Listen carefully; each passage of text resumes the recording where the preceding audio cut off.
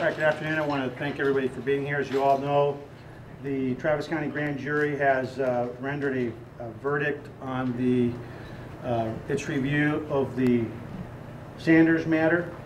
They have, after what I know to be a review of a very comprehensive criminal investigation and listening from many witnesses and weighing the evidence, they determined that there was no criminal misconduct on the part of Officer Quintana.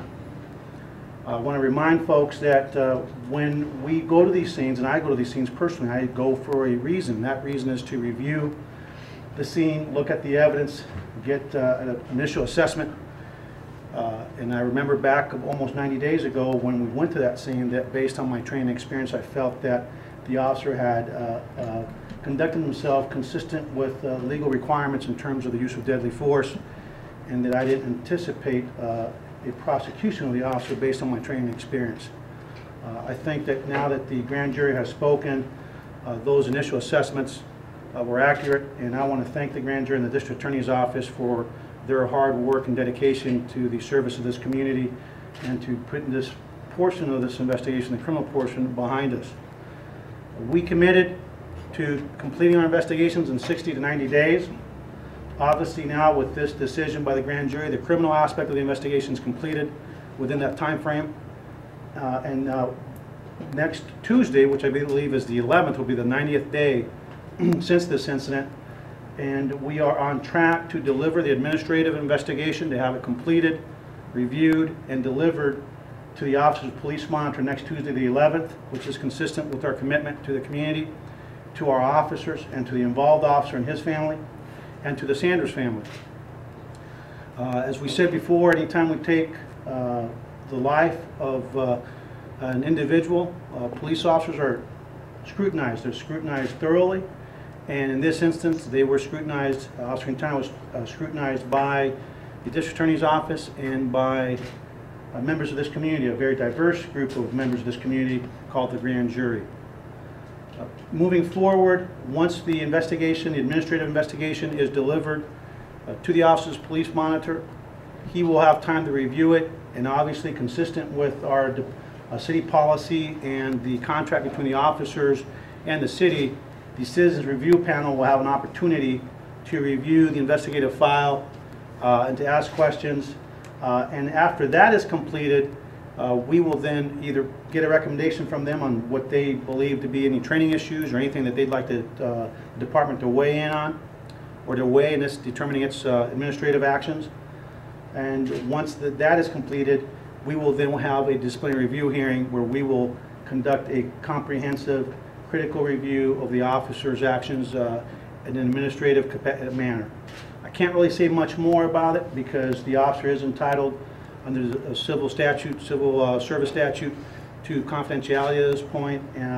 But again, we have received the verdict from the grand jury, and it has been a no bill and no indictment of Officer Quintana.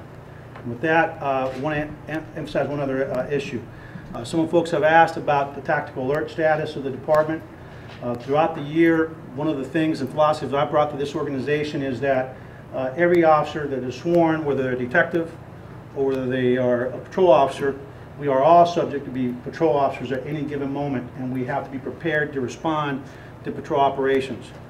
Yesterday, at about 1800 hours or 6 p.m., we sent out a page to our officers and directing them to wear their uniform starting today until further notice for two reasons. Number one, we knew that the grand jury had been working on this case for a while. We were in anticipation of them making a decision either today, next week, or the week after. We wanted to have the higher police presence, and we wanted to have the flexibility of being able to use our detectives in a patrol capacity if it's required. And lastly, wanted to ensure that we had sufficient resources to respond for any and all calls of service. So that is something that is not unusual. I do it every once in a while to make sure people understand that their uniforms need to fit, that they need to be properly equipped, and that they need to remember that they are police officers, which means they're subjected to wearing that uniform. So with that, again, I want to thank the members of the grand jury for their service to this community. It is a tremendous responsibility, And I know that I'm sure they weighed everything very carefully, and I really want to thank the District Attorney's Office for their hard work and Rosemary Lemberg for her leadership in conducting this investigation and really reviewing it critically. With that, I'll open it up to any questions. But yet, Chief, you didn't do anything like this tactical-wise in the Olson case. So what's the difference? Actually, we did do that in the Olson case. It is nothing unusual. Anytime you have an incident you guys didn't report on it, but we did it.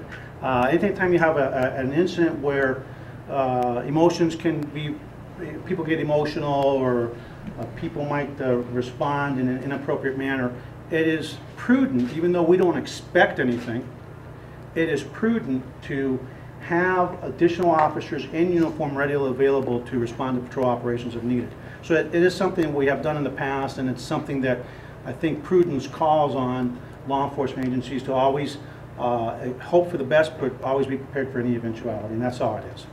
Chief, are you able to comment on the video at all that was released? A couple of things there. It looked like Sir Smith actually appeared in the video. He was going towards the officer before he was shot. That's all we can see. Can you comment on anything?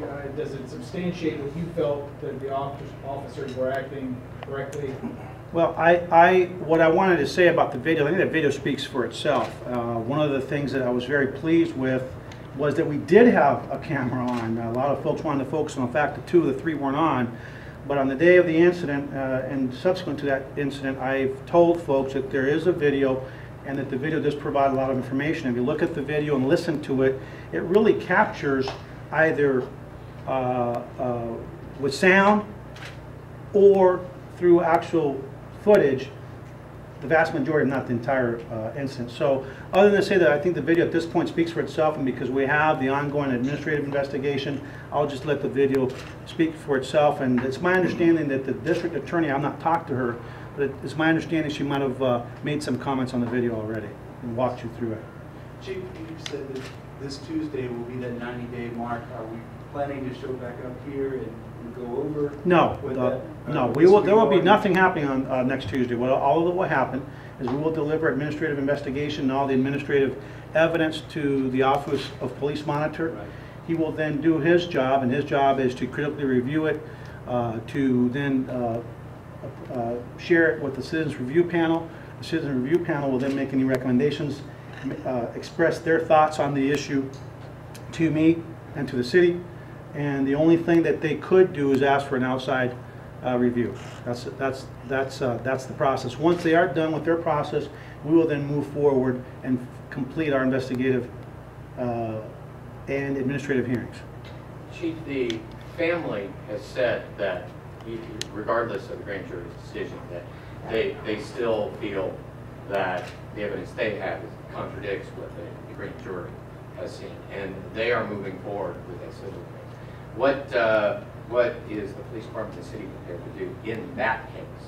You're talking about the civil litigation? Well, I'm not going to comment on the civil litigation other than that the city is aggressively going to defend whatever litigation comes our way.